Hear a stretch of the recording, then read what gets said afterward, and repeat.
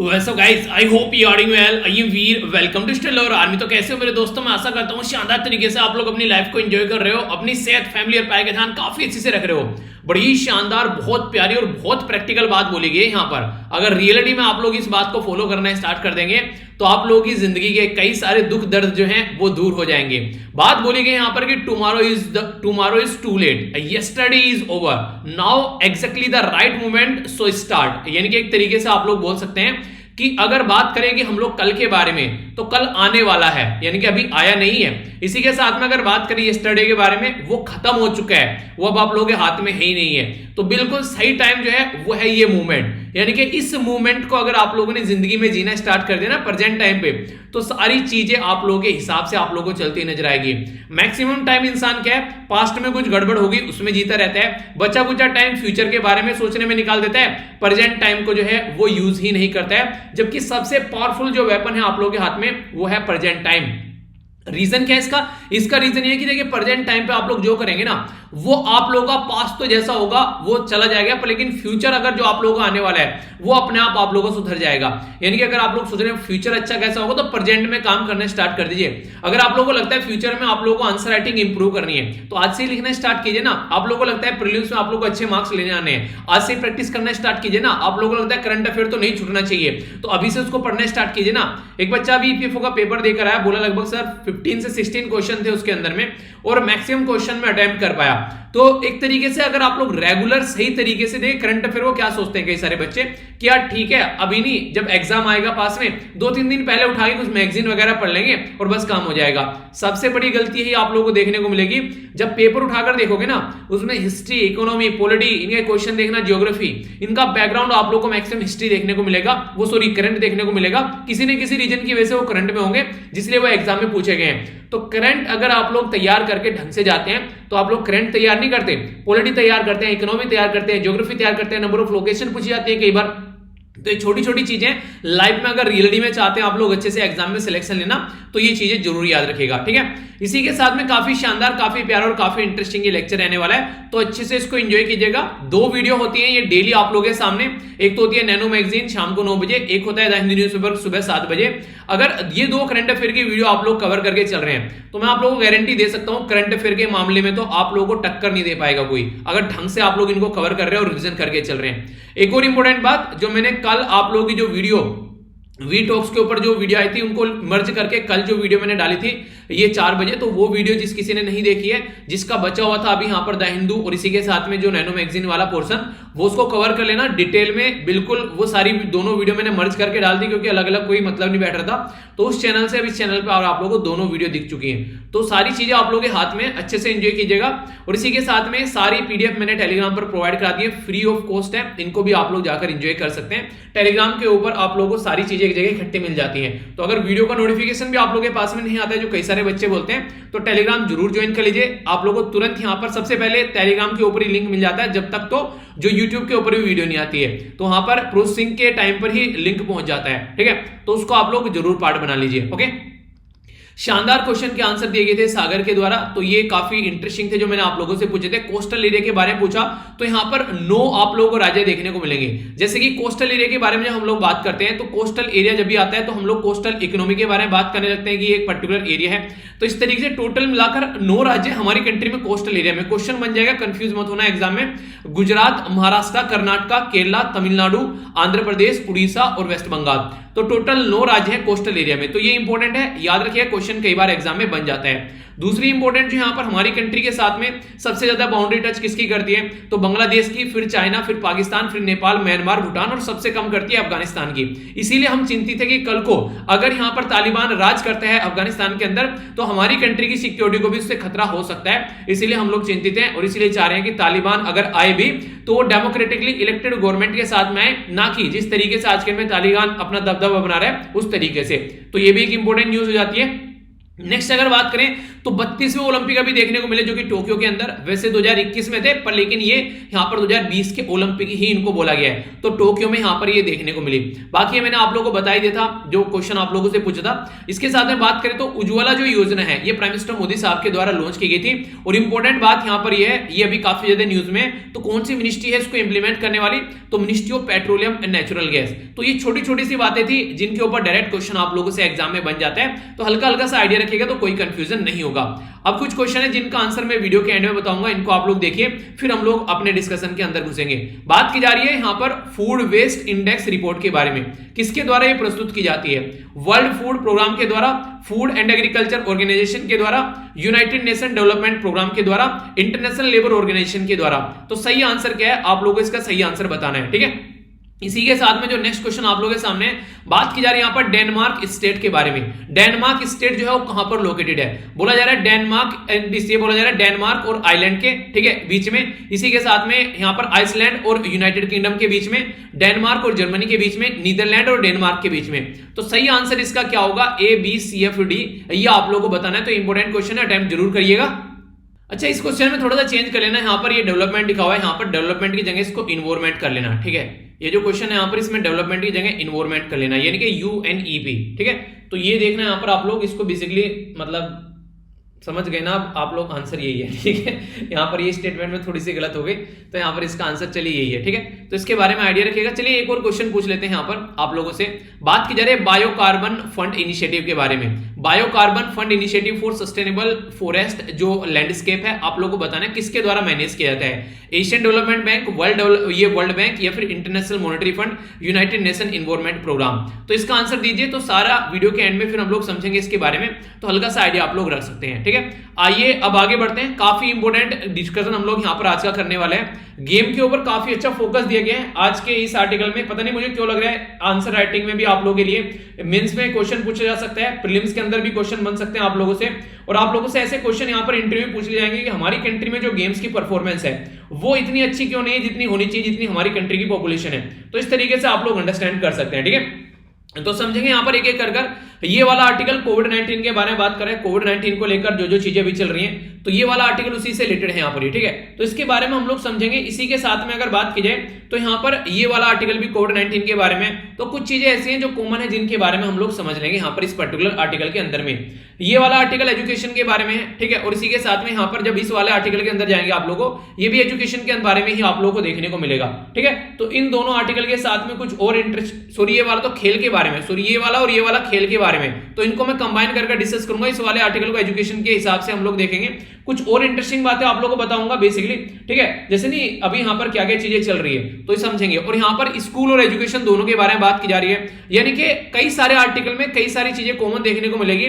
तो एक अलग पैटर्न में मेरा डिस्कशन जो रहेगा उसमें कई सारी चीजें आप लोगों को इंटरेस्टिंग देखने को मिलेगी, आप लोग अच्छे से समझ पाएंगे। ये साइड वाला जो आर्टिकल है ये तमिलनाडु के बारे में बात की जा रही है, कोविड-19 के क्या इंपैक्ट है, सब चीजें, GST के इशू को लेकर कई सारी बातें देखने को मिलती है स्टेट और सेंटर के बीच में, तो कुछ कुछ बातें यहां पर समझेंगे। गेम के बारे में डेटा पॉइंट है, इसको भी हम लोग समझेंगे यहां पर। और ये वाला आर्टिकल यहां पर बात कर रहा है बेसिकली जैसे गांव वाले एरिया में MG नरेगा होता है, ऐसे ही शहर वाले एरिया में भी कुछ होना चाहिए ना, तो ये यहां पर ये बातें कर रहा है। तो सबसे पहले हमारा जो आर्टिकल यहां पर रहने वाला है वो बेसिकली रहने वाला है आज की डेट में। अगर आप लोग देखें ओलंपिक में हमारी कंट्री की परफॉर्मेंस कैसी देखने को मिली, तो 48th पोजीशन पर हम लोग आए। यहां पर एक था हमारे पास में गोल्ड, 2 थे जो बेसिकली ये थे सिल्वर, और 4 थे हमारे पास में ब्रॉन्ज। तो कुछ ऐसी परफॉर्मेंस आप लोगों को यहां पर देखने को मिली। तो उसी के चलते अभी यहां पर जो बातें की जा रही है, एक तो बातें की जा रही है कि किस तरीके से किस कंट्री की परफॉर्मेंस क्या क्या है। देखिए इसके अंदर जो मैं अब एडिटोरियल जो डिस्कस करने वाला हूं ना आप लोगों के सामने, इसके अंदर आप लोग बोल सकते हैं कि 3 से 4 एडिटोरियल हैं एक तरीके से, क्योंकि एक तो इसमें ओलंपिक की परफॉर्मेंस के ऊपर बात की जा रही है, दूसरा अभी जो हमारी कंट्री में आप लोगों को पता है कि खेल रत्न का नाम चेंज करके जो बेसिकली ध्यानचंद जी के नाम पर किया गया है, वो वाला आर्टिकल भी इसके अंदर इंक्लूड कर दूंगा मैं पूरा। तो यानी कि एक तरीके से रिवीजन भी हो जाएगा और कई सारी चीजें आप लोगों को देखने को मिलेगी। आखिर अमीर कंट्री ही यहां पर ज्यादा मेडल क्यों जीतती है, वो वाला आर्टिकल का एक एनालिसिस भी आप लोगों को यहां पर देखने को मिल जाएगा। तो काफी प्यारा ये डिस्कशन रहने वाला है, ठीक है।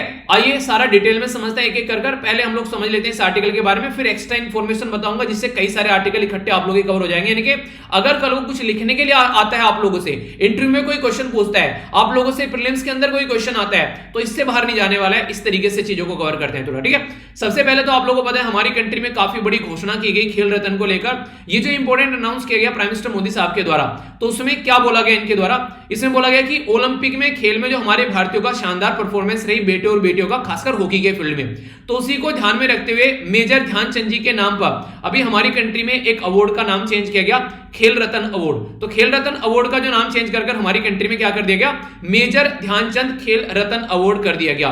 तो राइटर जो है इस चीज को अप्रिशिएट कर रहे हैं कि बहुत अच्छा काम किया है कि मेजर ध्यानचंद जी के नाम पर खेल रत्न का अवार्ड नाम चेंज कर दिया गया।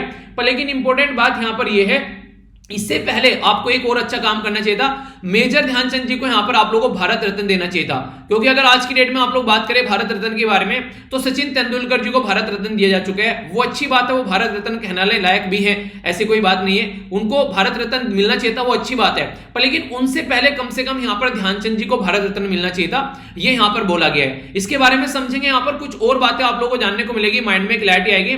तो आर्टिकल में जब आप लोग घुसेंगे तो आप लोगों को और सारी चीजें देखने को मिलेगी। तो बोला यही गया कि देशवासियों के लिए काफी एक तरीके से एक अच्छा मूवमेंट आप लोग बोल सकते हैं, एक गर्व का मूवमेंट आप लोग बोल सकते हैं। और देशवासियों ने ही यहां पर आग्रह किया था कि मेजर ध्यानचंद जी के नाम पर खेल रत्न का अवार्ड का नाम चेंज किया जाए। तो कहीं पर भी आप लोगों को राजीव गांधी का नाम देखने को नहीं मिलेगा। हमारी कंट्री के प्राइम मिनिस्टर जी जो है उनके ट्वीट में, यानी कि वो राजीव गांधी खेल रत्न लिखने से बच रहे थे। राजीव गांधी का नाम क्योंकि खेल रत्न से हटाया गया तो उनका नाम लिखने से भी ये बच रहे थे हमारी कंट्री के प्राइम मिनिस्टर जी। तो राइटर जो इस चीज को क्रिटिसाइज कर रहे हैं कि जब आप लोग पूरा खेल का नाम का आप लोग जैसे मेजर ध्यानचंद खेल रत्न अवार्ड आपने बोल दिया, तो फिर राजीव गांधी खेल रत्न अवार्ड का नाम क्यों नहीं लिखा। यानी इस तरीके से ये बोला जा रहा है कि कहीं ना कहीं गांधी जी का नाम हटाने की कोशिश की गई थी, ये मेन फोकस था। रीजन क्या है इसके पीछे, कुछ इंटरेस्टिंग बातें यहां पर बताने की कोशिश की गई है कि ऑलरेडी हमारी कंट्री में जो ध्यानचंद जी के नाम पर अवार्ड है, अवार्ड कौन सा है, major Dhyanchand award for lifetime achievement in the sport and the games, ठीक है। तो ये ऑलरेडी हमारी कंट्री में एक अवार्ड है।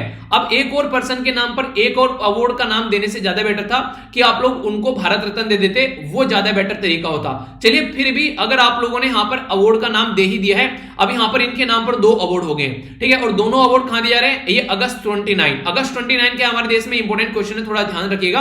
अगस्त 29 ध्यानचंद बर्थडे है, एक तरीके से ध्यानचंद जी का बर्थडे है, तो इसको हम लोग नेशनल स्पोर्ट डे के रूप में भी सेलिब्रेट करते हैं। तो एक ही पर्सनैलिटी को दोनों अवार्ड के नाम दे देना, क्या ये सही बात है।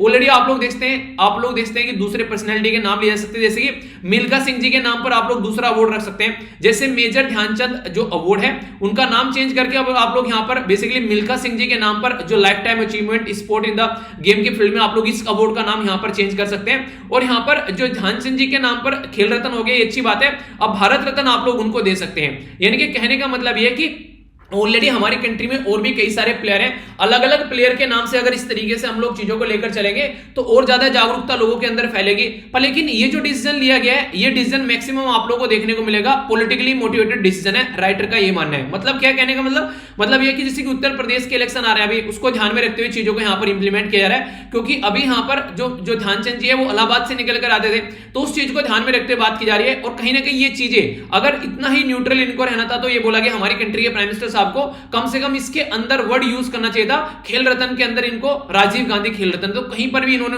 उनका नाम नहीं लिया राजीव गांधी जी का।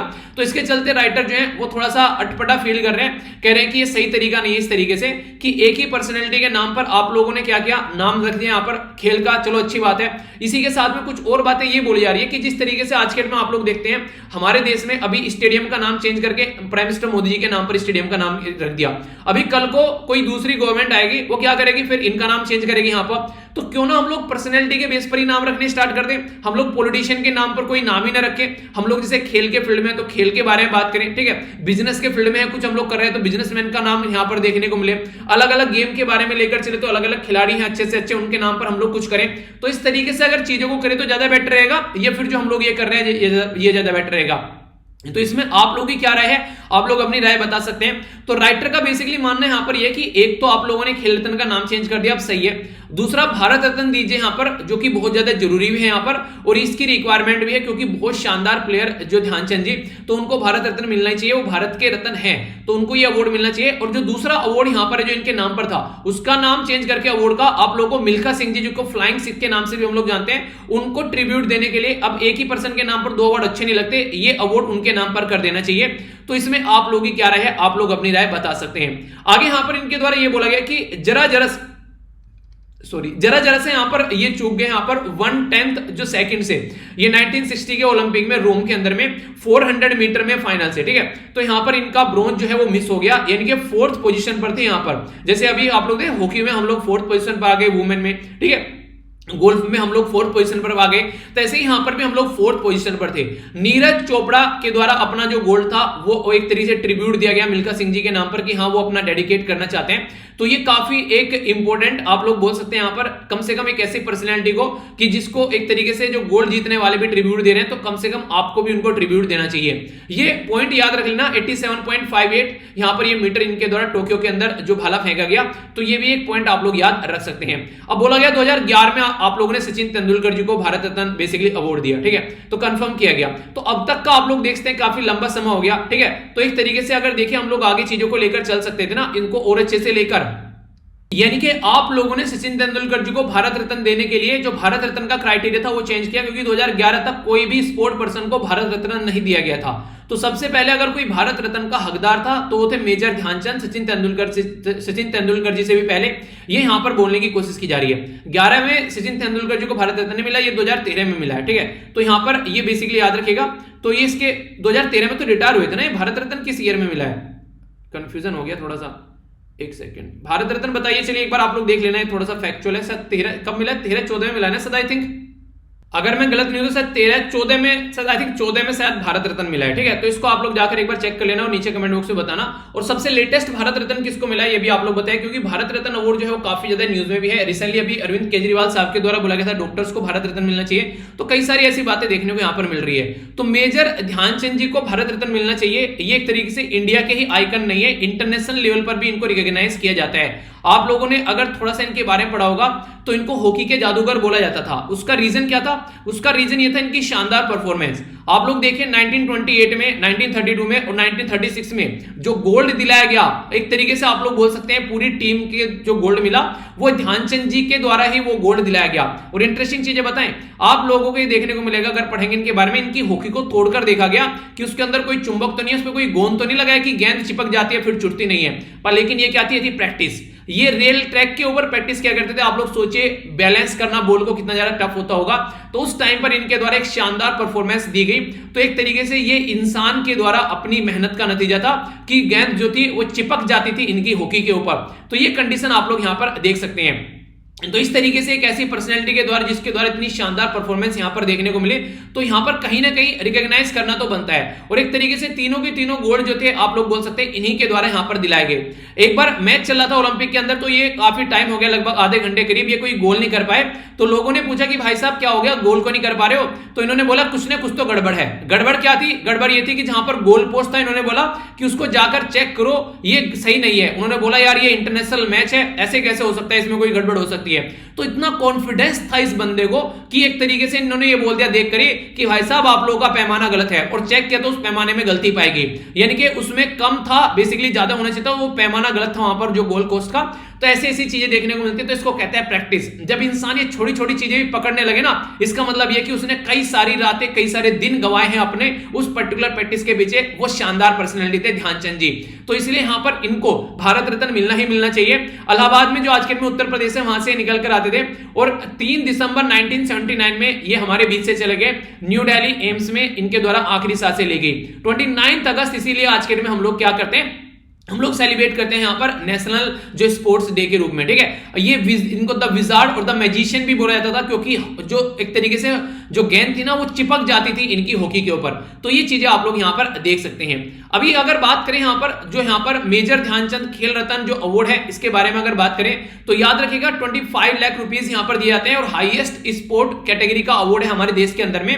इससे पहले अगर बात करें यहाँ पर हमारी कंट्री में, तो यहाँ पर जैसे कि खेल के अंदर आप लोगों को देखने को मिल रहा है, आप लोग खेल का भारत रत्न बोल सकते हो उसको, क्योंकि खेल के अंदर सबसे हाईएस्ट अवार्ड है यहाँ पर। ये फर्स्ट जो विनर थे यहाँ पर ये विश्वनाथ आनंद थे, और अभी रिसेंटली यहाँ पर रोहित शर्मा को ये अवार्ड दिया गया, ठीक है। मरियप्पा थंगुलुविल को दिया गया, इसी के साथ में मनिका बत्रा, विनेश फोगाट, रानी रामपाल, ठीक है। तो ये यहाँ पर कई सारी पर्सनैलिटी है जिनको ये अवार्ड दिया गया। अब आप लोगों के लिए क्वेश्चन यहाँ पर ये, इन पर्सनैलिटी के आप लोगों को पता है ये पर्सनैलिटी के नाम, इनको खेल रत्न मिला, तो इनको किस किस फील्ड से निकल कर आते हैं, तो ये कम से कम आप लोगों को पता होना चाहिए, क्वेश्चन आप लोगों से बन सकता है।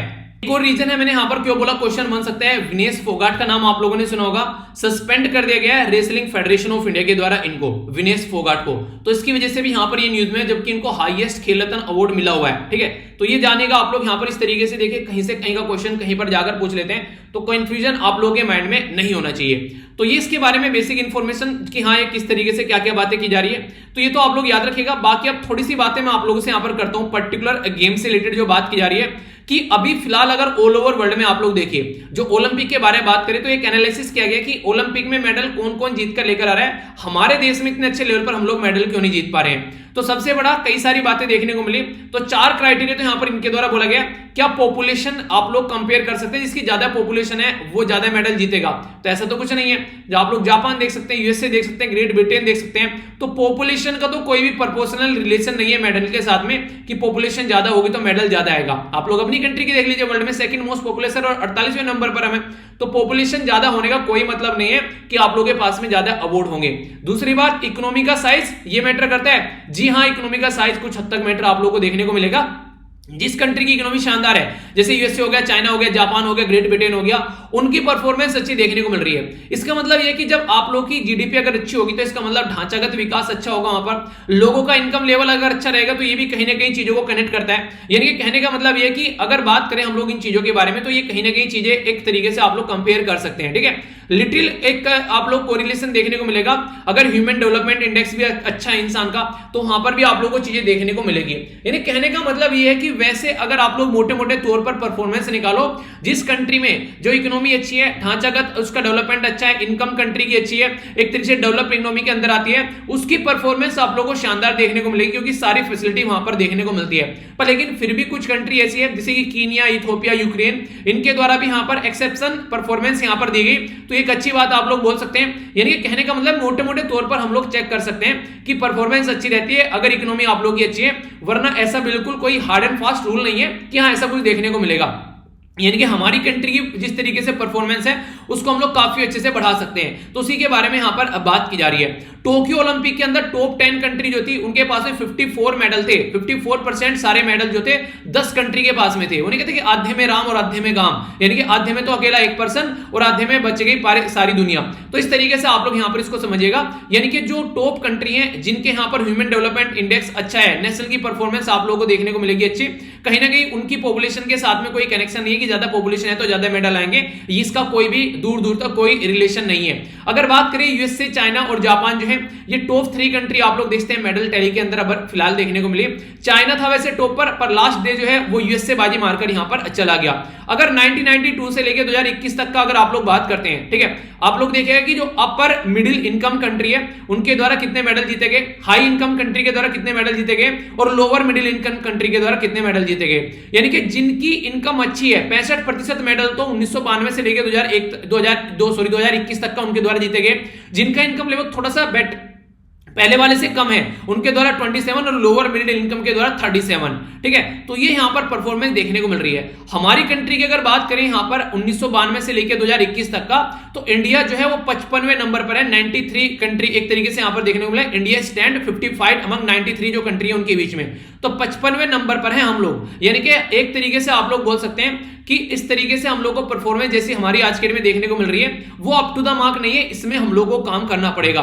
तो ये चीजें हैं यहां पर जिसके बारे में हम लोग को काम करना चाहिए, सोचकर चलना चाहिए। इन चीजों के ऊपर हम लोग अगर काम करेंगे तो जिस तरीके से जैसे हॉकी में वुमेन का रह गया तो हम लोग यहां पर अच्छा काम कर सकते थे, ठीक है, एक तरीके से और अच्छी सपोर्ट यहां पर मिल सकती थी। इसी के साथ में अगर बात की जाए यहां पर एक तरीके से एनकरेज करना चाहिए, जैसे कि अभी स्पोर्ट मिनिस्ट्री ने पूरा काम किया कि किस तरीके चीजों को लेकर चलना है। ऐसे हम लोग क्या कर सकते हैं, एजुकेशन मिनिस्ट्री के द्वारा यहां पर कहीं ना कहीं चीजों को इंप्लीमेंट कर सकते हैं कि बच्चों को इन प्लेयर के बारे में स्कूल में पढ़ाना स्टार्ट कर देना चाहिए कि हाँ इस तरीके से ये गेम्स होते हैं, उनको गेम्स की पूरी नॉलेज होनी चाहिए। यहाँ पर मेजर ध्यानचंद जी के बारे में, सचिन तेंदुलकर जी के बारे में, मिल्खा सिंह जी के बारे में, गुरबचन सिंह जी के बारे में, पीटी उषा, इसी के साथ में हरिचंद, ये इनके बारे में आप लोगों को पढ़ाना चाहिए बेसिकली स्कूल में। जो नेशनल जो बुक है एक तरीके से एनसीईआरटी की जो किताबें हैं उसके अंदर यहां पर इनके बारे में मेंशन होना चाहिए, तब हम लोग स्पोर्ट की कैटेगरी में अपनी परफॉर्मेंस और अच्छी कर पाएंगे।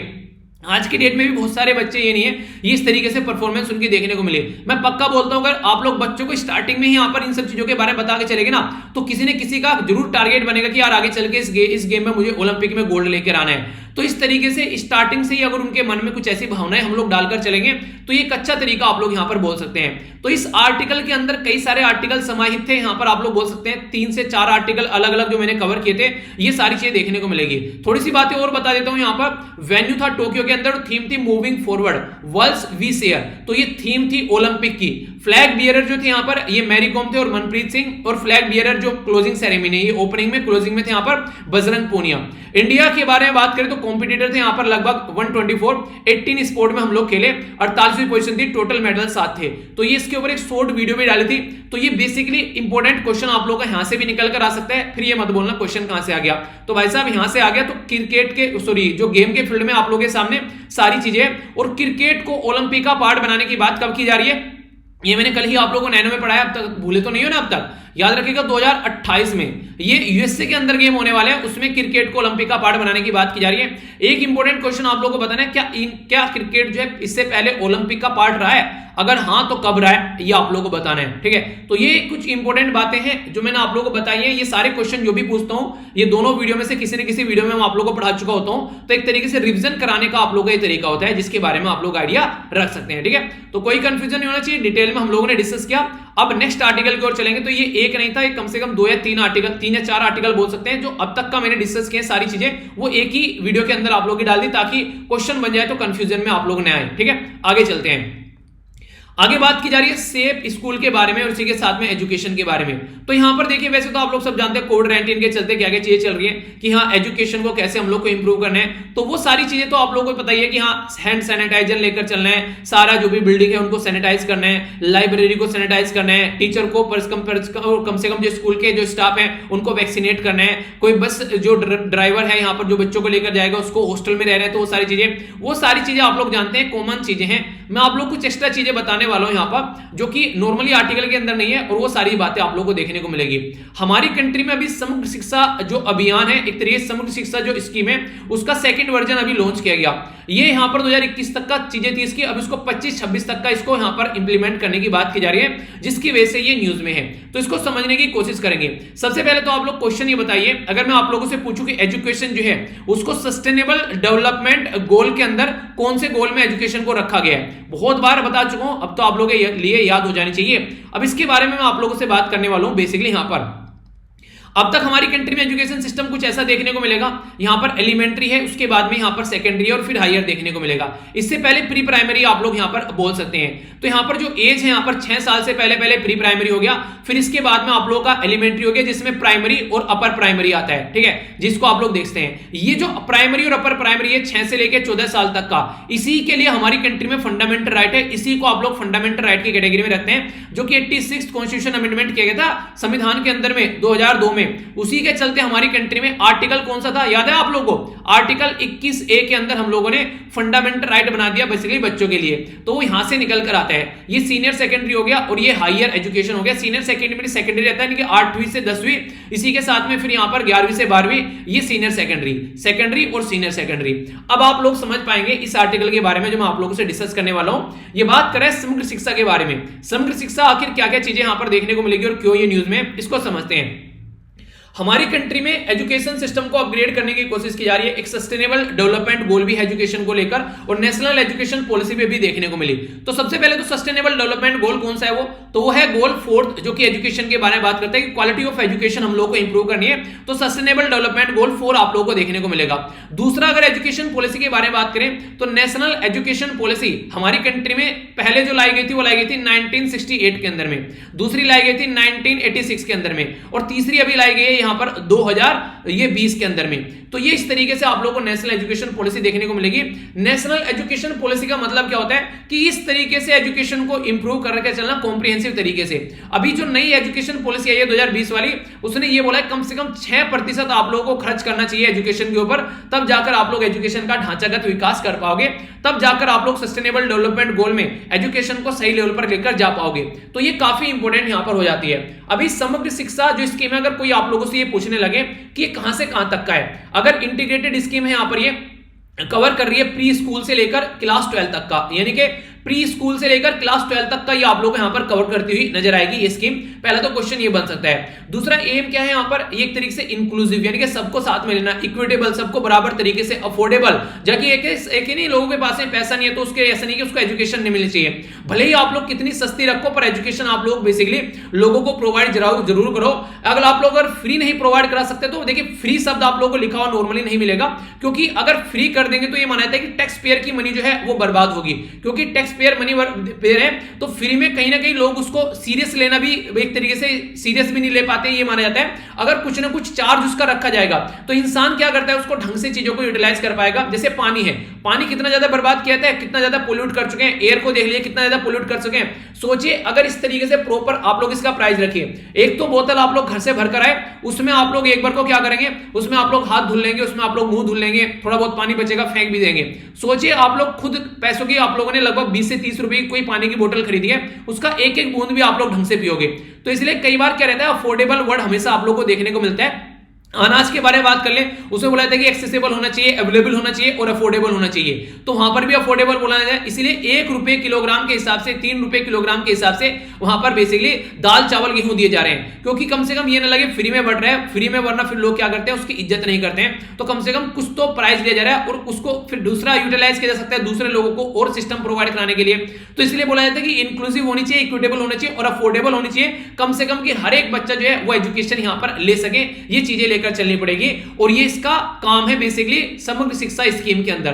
क्या कहां से ये स्कीम जो है कहां से निकल कर आई, ये स्कीम जो है ऐसा नहीं कुछ नया है, इसके अंदर पुरानी कई सारी स्कीम थी जिनको मर्ज कर दिया गया, जैसे सर्व शिक्षा अभियान, इसी के साथ में राष्ट्रीय माध्यमिक जो शिक्षा अभियान और टीचर एजुकेशन, इन तीनों को मिक्स कर यहां पर ये एक तरीके से मिक्स वेज तैयार की गई है हमारी कंट्री में एजुकेशन सिस्टम को इंप्रूव करने के लिए।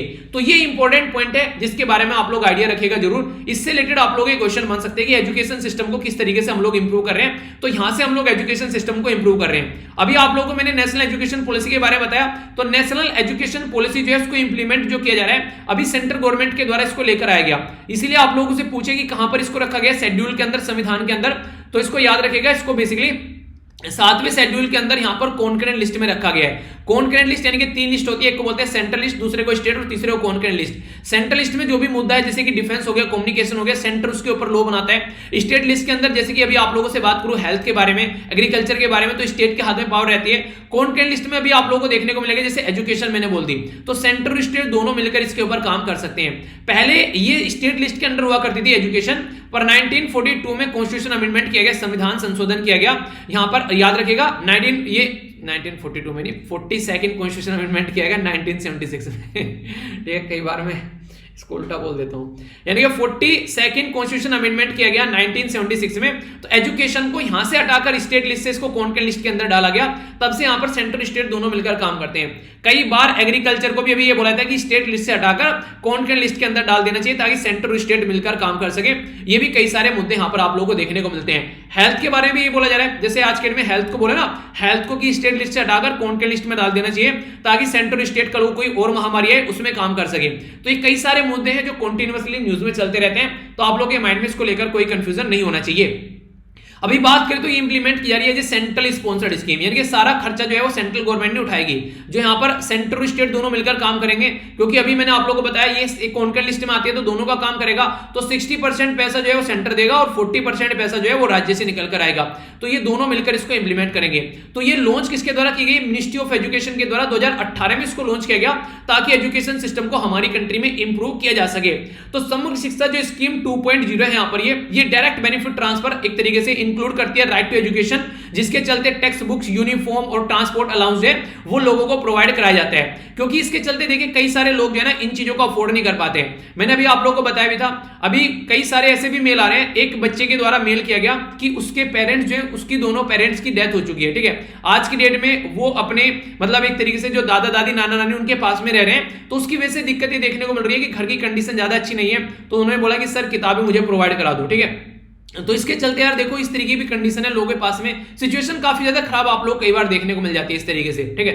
तो इस तरीके से मैंने कई सारी किताबें इस तरीके से कई सारे बच्चों को भेजनी स्टार्ट की हैं, जितना मेरे से हो पा रहा है मैं चीजों को इंप्लीमेंट करने की कोशिश कर रहा हूं। देखिए अगर कम से कम किताब इंसान के पास में रहेगी ना तो वो चीजें कर पाएगा। और दूसरी इंपॉर्टेंट बात यहाँ पर ये, जिसको मैंने पीडीएफ सेंड की है वो एक तरीके से आप लोग देखेगा। अगर आप लोगों को लगता है आप लोगों को ये चीजें, देखिए कई सारे बच्चे के हैं उनके पास में पीडीएफ से पढ़ना चाहते हैं, तो कईयों को मैंने पीडीएफ भी सेंड किए, तो उनको क्या करना, आप लोग दूसरों को भी अगर शेयर कर सकते हैं तो शेयर जरूर करना, ज्यादा से ज्यादा लोगों जो पीडीएफ से पढ़ सकते हैं, ठीक है। और कई बार ऐसा होता है अगर मान लीजिए आप लोगों के पास में जैसे किताबें पुरानी रखी हुई हैं तो आप लोग किसी और को दे सकते हैं वो किताबें, ताकि पर्टिकुलर बंदा जो है वो इस इंसान उस किताबों को यूज कर सके। यानी कि खुद की अगर लगता है कि यूज की किताबें नहीं है, आप लोग उनको पढ़ चुके हैं फिर आगे जा चुके हैं, तो अपनी किताबें किसी को दे दीजिए, किसी का भला हो जाएगा। तो ये छोटी सी भी चीज आप लोग अपनी लाइफ में इंप्लीमेंट कर सकते हैं। देखिए किसी का भी अगर एक इंसान पढ़कर भी निकल जाता है ना तो आप लोग वो इंसान नहीं सुधरता, ओनली एक परिवार को आप लोग सुधार रहे हैं। और सोचिए अगर उसमें से कोई ऐसा इंसान निकल गया आगे चलकर कि कोई साइंटिस्ट बन गया, कोई डॉक्टर बन गया, तो कितने सारे लोगों को फायदा पहुंचा सकता है। तो पॉजिटिव माइंडसेट रखकर काम करो, हमेशा प्रोडक्टिव रिजल्ट आप लोगों को देखने को मिलेगा। कभी भी अपने आप को रिग्रेसिव जोन में आप लोग मत डालो, ठीक है। तो ये चीजें आप लोग ध्यान रखिएगा और इनको लाइफ में इंप्लीमेंट जरूर करिएगा। और ये नेचर अगर अभी आप लोग लेकर जाएंगे ना, जब इंटरव्यू में जाकर बैठेंगे तो आप लोग के अंदर से नेचर झलकेगा। ये चीजें आप लोग याद रखना। अगर बात करें एनकरेज किया जाना चाहिए इंडियन लैंग्वेज को, जापान के अंदर जापानी, जर्मन के अंदर जर्मनी, चाइना के अंदर चाइनीज, इस तरीके से देखने को मिलेगी आप लोग को। वो अपनी लैंग्वेज को अप्रिशिएट करते हैं, पर हम लोग को हिंदी बोलने में शर्म आती है। ये सबसे बड़ी दिक्कत आप लोग देखते हैं। प्री प्राइमरी जैसे आज के में आप लोग देखिए, जैसे हरियाणा से जो निकल कर आते हैं वो हरियाणवी बोलने में शर्माते नहीं है, मतलब कितनी क्यूट लगते हैं ना, अपनी एक अलग ही लैंग्वेज रहती है। अभी देखिए हरियाणा से कितने शानदार शानदार प्लेयर हमारे देश में निकल कर आए। यार हरियाणा से सीखना चाहिए पूरे देश को, किस तरीके से इतने शानदार जो एथलीट हरियाणा जो है वो तैयार कर रहा है। अप्रिशिएट करने लायक चीज है ये। इस तरीके से नॉर्थ ईस्ट से कई सारे जो बच्चे निकल कर आ रहे हैं, तो ये काफी अच्छा है यहाँ पर। ये तो अपनी लैंग्वेज जो है उसको हमेशा अप्रिशिएट करना चाहिए। कम से कम अगर कोई समझता नहीं है वहां पर तो मत बोलिए, तो कम से कम जो समझने वाले अगर आसपास में कोई लोग हैं, अगर बाहर आप लोग जाते हैं, आप लोग का जो लोकल एरिया का कोई लोग मिल गया उसके पास में उसके साथ में जरूर बोलिए। यानी कि अपनी खुद की लैंग्वेज पर, अपनी भाषा पर गर्व करना स्टार्ट कीजिए। ये हमारे देश में जरूर होना चाहिए, जो कि हम लोग नॉर्मली नहीं करते हैं, ठीक है। प्री प्राइमरी एजुकेशन जो है उसके ऊपर फोकस देना है। NIPUN निपुण भारत इनिशिएटिव स्टार्ट किया गया, इसी के साथ में डिजिटल इनिशिएटिव स्टार्ट किया गया, इसी के साथ में आउट ऑफ द स्कूल जो चिल्ड्रन है उनको कैसे स्कूल के अंदर लेकर आना है वो इनिशिएटिव स्टार्ट किया गया। कोविड-19 के चलते ये भी हो रहा है कई सारे एरिया में कि जो बच्चे हैं उनकी शादी कर दी जा रही है, ताकि आगे चलकर जो है उनका बर्डन न झेलना पड़े कोविड-19 के चलते अर्निंग के खत्म होने से। तो बड़ी ही बुरी बुरी कंडीशन ऐसे ऐसे मेल आते हैं ना, कई बार तो मतलब ना अंदर से ना भर जाता हूँ कई बार तो ऐसे ऐसे। मतलब अभी ये आप लोगों को एक मतलब ये चीजें मुझे हालांकि नाम नहीं बताऊंगा, खैर मैं आप लोगों को इंसिडेंट बता दूं। इंसिडेंट ये है, अभी एक लड़की थी, उसकी शादी हुई। शादी होने के बाद में वो जो लड़की थी उसके द्वारा बेसिकली एक ठीक ठाक इंसान से शादी की गई थी, पर उस इंसान की जो है वो जॉब चली गई, ठीक है। अभी फिलहाल जितनी पहले तो उसका सैलरी घटाई गई और फिलहाल उसको जॉब से अभी फिलहाल वो है घर पे बैठा हुआ। तो इंसान जो है ठीक ठाक पैसा कमा रहा है, तो उस टाइम पे क्या होता है उसकी चाहते जो है बढ़ जाती है। वो क्या करने लगता है, अपनी जिंदगी को अय्यासी में उड़ाने लगता है। जैसे एक 20,000 रुपए अगर कोई कमा रहा है तो 20,000 के लेवल का उसके पास में उसी लेवल से कोई मोबाइल रखेगा 5-6 हजार रुपए का, ठीक है, उसी लेवल से वो जिंदगी जी रहा होगा। पर लेकिन जब 20,000 की जगह 60,000 सैलरी बढ़ जाती है तो इंसान के शौक भी बढ़ जाते हैं। अगर वो 60,000 घटकर तुरंत जीरो पर आ जाए तो फिर समझ सकते हैं कि उस इंसान के शौक कैसे हो गए। तो नई नई शादी हुई थी अभी, तो बोला कि शराब पीकर आने लगा, मुझे पीटने लगा, मारने लगा। और उसके बाद में फिर जो कंडीशन इतनी खराब बन गई कि घर वालों को मैंने बोला तो घर वाले ये बोल रहे हैं कि एडजस्ट कर लो। यानी कि घर वाले जो है जहां से लड़की है उन्होंने बोला कि एडजस्ट कर लो, ये सारी चीज चलती है, ये लाइफ का पार्ट है। ये सबसे घटिया चीज देखने को मिलती है। देखिए हस्बैंड जो है पीट रहा है एक तरीके से उसकी बेइज्जती कर रहा है, तो वो सारी कंडीशन आप लोग समझ सकते हैं। तो उसके द्वारा पूरा मेल लिखा गया। उसने बोला भी था कि सर मेल के बारे में मतलब मेरा नाम मत लीजिएगा, ये चीज आप बता सकते हैं। मेरा मन तो नहीं था शेयर करने का, पर लेकिन अंदर से एकदम बात आ गई तो मुझे याद आ गया। अब आप लोग सोचिए, वो जो लड़की है उसने मेल किया कि सर अभी फिलहाल जो है मेरे 2 फ्रेंड है, मतलब एक तो उसका कोई दोस्त है और एक उसकी फ्रेंड है, मतलब दोनों भाई बहन है, वो उसकी हेल्प कर रहे हैं, वो जॉब कर रहे हैं। उसको बेसिकली रेंट पर कहीं रूम दिला दिया बाहर। यानी कि घर वालों ने भी एक्सेप्ट नहीं किया और वहां से वो छोड़कर आ गई, क्योंकि उससे वो सहन नहीं हो रही थी चीजें। अब उसने बोला था कि सर मुझे कुछ किताब अगर मिल जाती तो बहुत हेल्प होती। तो आप लोग समझिए, अब इस तरीके से भी कंडीशन आप लोगों को देखने को मिल रही है। तो ये चीजें हैं, इस तरीके से आप लोग समझ नहीं रहे हैं। खासकर अगर आज के दिन में आप लोग अपने पैरों पर खड़े हो जाएंगे ना, बहुत सारी चीजें ऐसी हैं जो आप लोगों की सुधर जाएगी। तो इसलिए आज की जो लाइफ है ना उसको थोड़ा सा प्रोडक्टिव तरीके से लेकर चलिए। जो फालतू की चीजें हैं उनमें अपना दिमाग न लगाकर अपनी लाइफ को ढंग से यूटिलाइज कीजिए, तो काफी कुछ प्रोडक्टिव चीजें आप लोगों को देखने को मिलेगी। तो ये इसलिए आप लोगों को बता रहा हूं क्योंकि आगे आने वाले टाइम में बहुत सारे ऐसे लाइफ में चीजें देखने को मिलती हैं। शादी हो जाने के बाद में भी आप लोग कई सारी प्रॉब्लम देखने को मिलती हैं। अगर अपनी लाइफ को प्रोडक्टिव तरीके से आप लोग जीना चाहते हैं तो कम से कम अपने पैरों पर खड़े रहिए। ये जरूरी है, ये जरूरी है, बहुत ज्यादा जरूरी है, वरना दिक्कतें देखने को मिलती हैं। तो ऐसे ऐसे भी केसेस आप लोग देख सकते हैं यहाँ पर। तो इसलिए कहता हूँ, कई बार ना भर जाता हूँ जब यार मेल पढ़ता हूँ, कई सारे ऐसे आ जाते हैं ना, रियलिटी में अंदर से दुख देने वाले होते हैं। अभी यहाँ पर एक और छोटा सा मैं आप लोगों को बताता हूँ। यहाँ पर ये अभी आप लोग देख सकते हैं, 1 सेकेंड।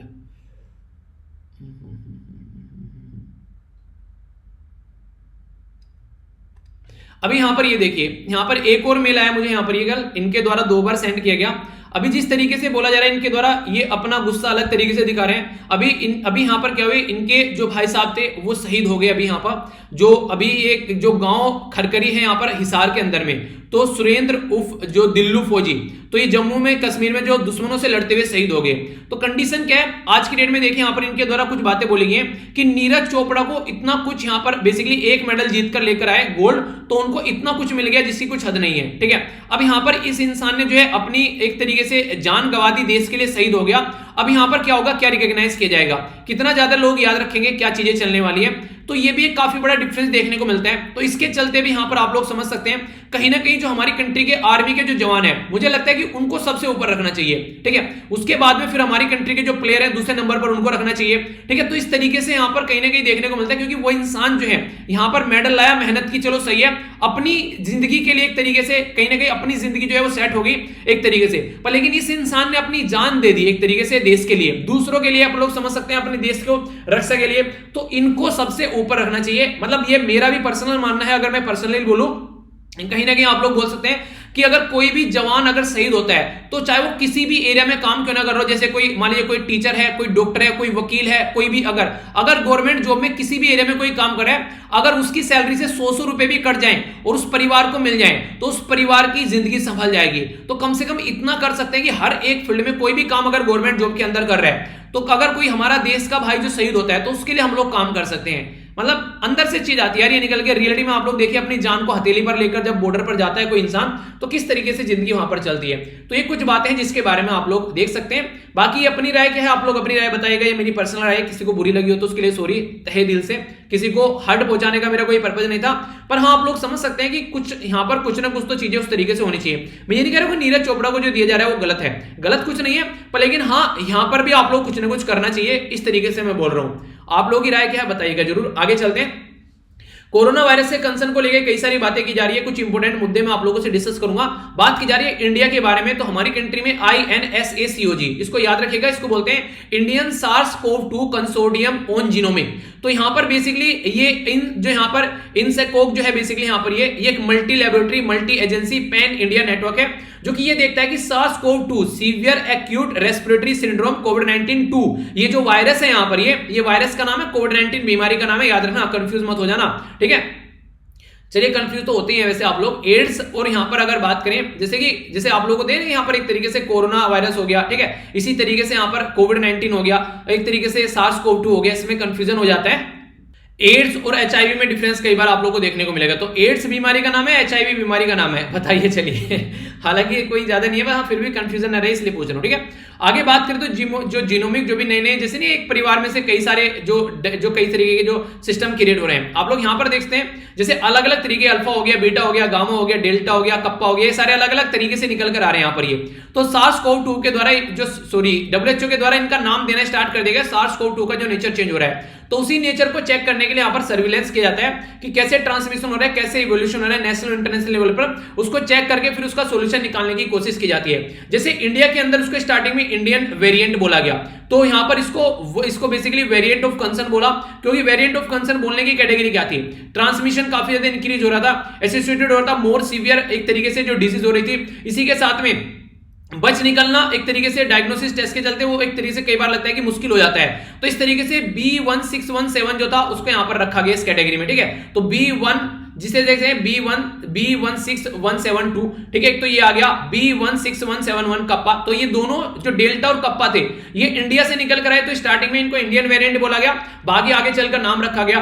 जैसे डोनाल्ड ट्रंप ने चाइनीज वायरस बोलना स्टार्ट कर दिया तो चाइना वाले चिढ़ गए थे, तो वही वाली कंडीशन आप लोग को यहां पर देखने को मिली, तो उसी को थोड़ा सा इंप्रूव करने की बात की गई इसके चलते। तो ये भी एक इंपॉर्टेंट मुद्दा बना। इसी के साथ में याद रखना यहां पर अभी बात करें तो ये बीमारी जो थी काफी लार्ज स्केल पर फैल रही थी, तो साइंटिस्ट के द्वारा यहां पर चीजों को चेक भी किया गया कि जो ये वेरिएंट निकल कर आ रहे हैं और अलग अलग म्यूटेशन, आप लोगों को डबल म्यूटेशन, यहां पर इवन ट्रिपल म्यूटेशन भी देखने को मिल रही है, यानी कि एक के कई से कई सारे बच्चे आप लोगों को देखने को मिलेंगे। तो ये चीजें हैं महाराष्ट्र के अंदर, ये चीज की।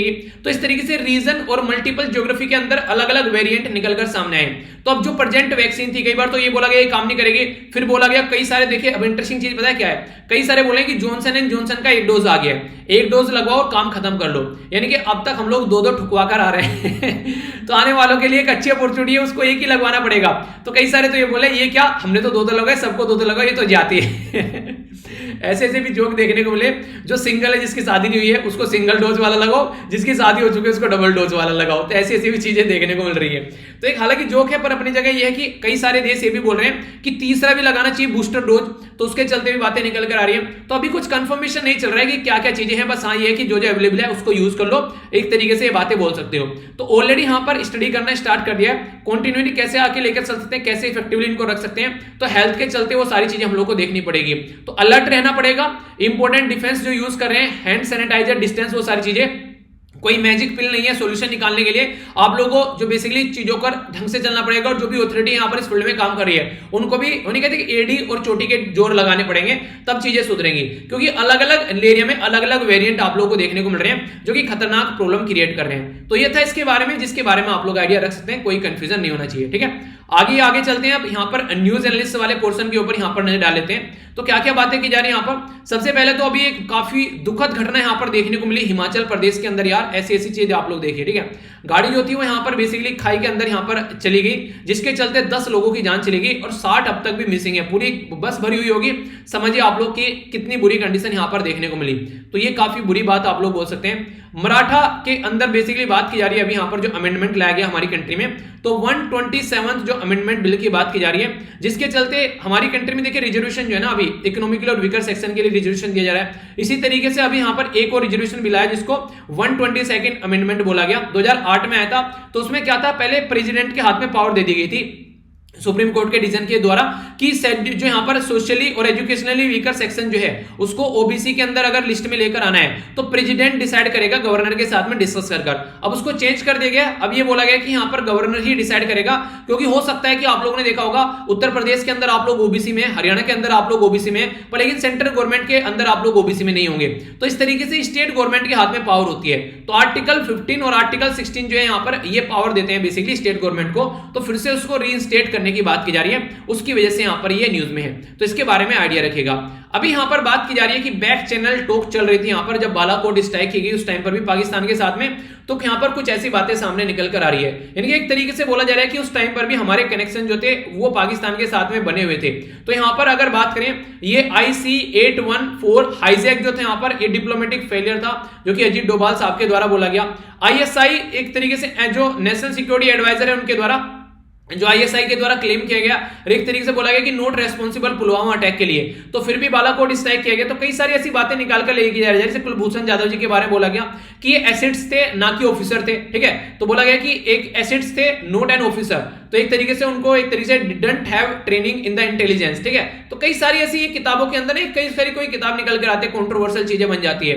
तो यहां पर 2 फॉरेन जर्नलिस्ट हैं जिनके द्वारा यहां पर इंडिया पाकिस्तान के चलते ये कुछ बातें यहां पर एक अलग से यहां पर चीजें सामने निकल कर आई है, तो कंट्रोवर्सी बन जाती है, बस एक ऐसा आप लोग चीजें बोल सकते हैं। आगे चलते हैं। सेंटर के द्वारा एक्सेप्ट कर लिया गया कि कई सारी डेथ जो है वो ऑक्सीजन की कमी की वजह से देखने को मिली, जो कि अब तक इनके द्वारा एक्सेप्ट नहीं की जा रही थी। तो ये एक पॉजिटिव बात बोल सकते हैं, कम से कम इस चीज को एक्सेप्ट किया गया जो कि अब तक एक्सेप्ट नहीं हो रहा था कि हाँ कोविड-19 में इसकी वजह से भी दिक्कतें हो रही है, ठीक है। ये इंपॉर्टेंट क्वेश्चन बन जाएगा, काजीरंगा नेशनल पार्क कहां पर है, तो बताइए आप लोग, ठीक है। तो काजीरंगा नेशनल पार्क है यहाँ पर, कहां पर ये है बेसिकली, कहां पर, आसाम के अंदर में, ठीक है। तो यहाँ पर अभी क्या किया जा रहा है कि एक तरीके से सैटेलाइट फोन के थ्रू यहाँ पर इंफॉर्मेशन ली जा रही है काजीरंगा नेशनल पार्क के अंदर में। तो ये कनेक्ट करने की कोशिश की जा रही है, टेक्नोलॉजी के थ्रू चीजों को एनालाइज करने की कोशिश की जा रही है, ताकि पोचिंग वगैरह वो सब चीजों को भी रोका जा सके। तो ये स्टार्ट करने वाला पहला यहाँ पर देश का नेशनल पार्क बना, ये इंपॉर्टेंट है।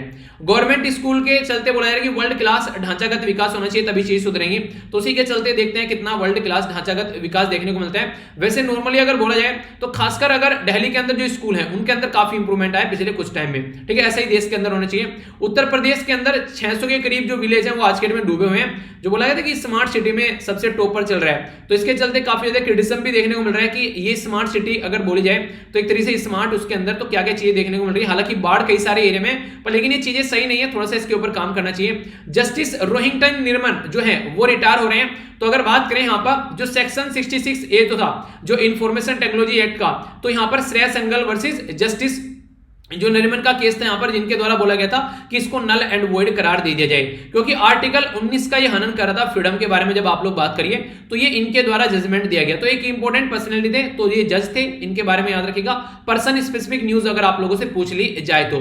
आगे चलते हैं, तालिबान जो है वो बड़े ही ताबड़तोड़ तरीके से आगे बढ़ रहे हैं, और अभी आने वाले टाइम में बोला कि 90 दिन के अंदर वो हो सकता है कि काबुल को अपने कंट्रोल में ले ले, जो कि अफगानिस्तान की कैपिटल भी है। तो सोचने वाली बात है क्या चीजें चल रही है। बाकी जो बाइडेन वहां से छोड़ के निकल गए, मजे ले रहे हैं।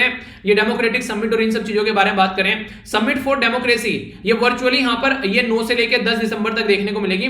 3 मुद्दों पर बात करेंगे कि डिफेंड कैसे करना है अगेंस्ट ऑथोरिटेरिज्म, जैसे कि अगर म्यांमार के अंदर क्या चल रहा है उसको कैसे रोकना है, ठीक है। फाइट करना है करप्शन के खिलाफ, और इसी के साथ प्रमोट करना है ह्यूमन राइट को। तो 3 मुद्दों पर ये बातें करेंगे। तो अच्छी बातें, चलिए जो भी है।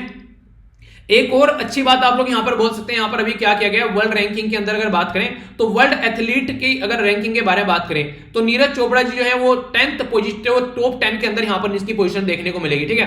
तो हरियाणा की एक और एक तरीके से हरियाणा की जो नहीं टोपी में एक और फेदर लग गया, एक और एक तरीके से बोल सकते हैं अच्छी चीजें देखने को मिल रही है। तो अच्छी बात है यहां पर अगर बात करें। वैसे बात करें जो वर्ल्ड नंबर 2 जो अगर बात करें यहां पर जो इनकी रैंक है वो बढ़कर 14 से नंबर 2 पर पहुंच गई है वर्ल्ड रैंकिंग के अंदर अगर बात करें यहां पर स्पोर्ट के कैटेगरी, ठीक है। ये आप लोग देखते हैं टोक्यो ओलंपिक से पहले यहां पर ये बेसिकली चीजें जो थी, अभी यहां पर काफी चीजें चेंज हो गई हैं, एक तरीके से इनकी जिंदगी बदल गई, ऐसा आप लोग बोल सकते हैं।